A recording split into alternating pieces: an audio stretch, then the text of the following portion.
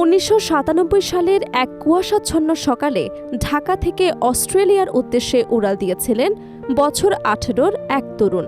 পকেটে ছিল অল্প কিছু ডলার, কিন্তু চোখে ছিল আকাশ ছোঁয়া স্বপ্ন। সেই তরুণী আজ বিশ্বের প্রযুক্তি দুনিয়ায় এক বিস্ময়ের নাম, বাংলাদেশি বংশোদ্ভূত অজি বিলিয়নিয়ার রবিন খুদা। কিভাবে মধ্যবিত্ত পরিবারের এক ছেলে গড়ে তুললেন বিলিয়ন ডলারের সাম্রাজ্য? ঢাকার হজরত শাহজালাল আন্তর্জাতিক বিমানবন্দরের সেই যাত্রা ছিল শুধু একজন শিক্ষার্থীর বিদেশে পড়তে যাওয়ার গল্প নয়, ছিল এক স্বপ্নবাজ তরুণের ভবিষ্যৎ বদলে দেওয়ার সূচনা। মধ্যবিত্ত পরিবারের 8-10টা সাধারণ ছেলের মতোই উচ্চশিক্ষার উদ্দেশ্যে 1997 সালে অস্ট্রেলিয়ায় পাড়ি জমিয়েছিলেন রবিন খুদা। তখন হয়তো কেউ কল্পনাও করেননি ঢাকার গলিতে বড় হওয়া এই তরুণ একদিন বিশ্ব প্রযুক্তি খাতের অন্যতম প্রভাবশালী উদ্যোক্তায় পরিণত হবে। রবিনের শৈশব কেটেছে ঢাকাতেই। পড়াশোনা করেছেন শেরেবাংলা নগর সরকারি বালক উচ্চ বিদ্যালয়ে। পরে মিরপুরের SOS হারম্যান মেইনার কলেজ থেকে উচ্চ মাধ্যমিক শেষ করেন। ছোটবেলা থেকেই তিনি ছিলেন মনোযোগী ও স্বপ্নবাজ। ব্যবসা ও অর্থনীতির প্রতি তার আগ্রহ ছিল অন্যদের চেয়ে আলাদা। 90-এর দশকে যখন অধিকাংশ মধ্যবিত্ত পরিবার সন্তানদের ডাক্তার বা ইঞ্জিনিয়ার হিসেবে দেখতে চাইত, তখন রবিন ভাবতেন ভিন্ন কিছু করার কথা।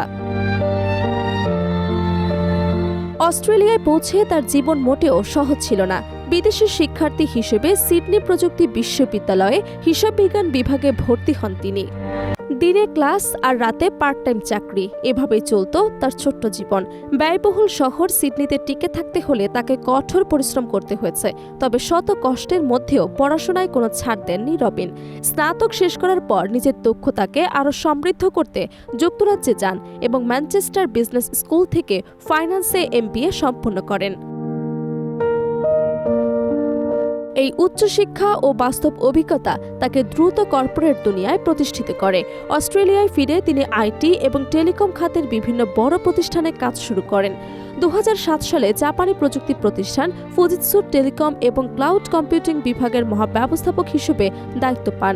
পরে পাইপ নেটওয়ার্কস এবং নেক্সট ডিসির মতো প্রতিষ্ঠানে প্রধান আর্থিক কর্মকর্তা হিসেবেও কাজ করেন। কর্পোরেট জীবনের এই সময়ে রবিন উপলব্ধি করেন প্রযুক্তি বিশ্বের ভবিষ্যৎ কোথায় যাচ্ছে।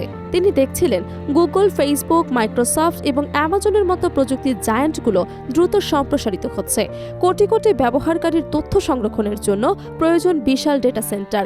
রবিন বুঝতে পারেন ভবিষ্যৎ হবে ক্লাউড কম্পিউটিং বা কৃত্রিম বুদ্ধিমত্তার, আর এই ভবিষ্যৎকে সচল রাখতে দরকার হবে হাইপারস্কেল ডেটা সেন্টার। এই উপলব্ধি থেকেই 2015 সালে তিনি নেন জীবনের সবচেয়ে বড় ঝুঁকি। নিরাপদ এবং উচ্চ বেতনের চাকরি ছেড়ে প্রতিষ্ঠা করেন নিজের প্রতিষ্ঠান এয়ারট্র্যাক। লক্ষ্য ছিল এশিয়া প্যাসিফিক অঞ্চলে বিশ্বমানের ডেটা সেন্টার তৈরি করা। তখন রবিন এমন এক সিদ্ধান্ত নেন যা অনেকের কাছেই ছিল অবিশ্বাস্য। নিজের সিডনির বাড়ি বিক্রি করে দেন, ব্যক্তিগত সঞ্চয়, পেনশন সবকিছু ঢেলে দেন এয়ারট্র্যাকের পেছনে। এমন সময় এসেছে যখন তিনি প্রায় দেউলিয়া হওয়ার পথে চলে গিয়েছিলেন, কিন্তু তিনি থেমে যাননি। তার সেই সাহসী সিদ্ধান্তই বদলে দেয় পুরো ভবিষ্যৎ।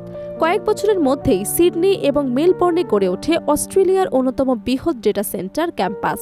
পরিবেশ বান্ধব ও কম খরচের গ্রিন এনার্জি মডেল ব্যবহার করে এয়ারট্র্যাক দ্রুত প্রযুক্তি কোম্পানিগুলোর আস্থা অর্জন করে।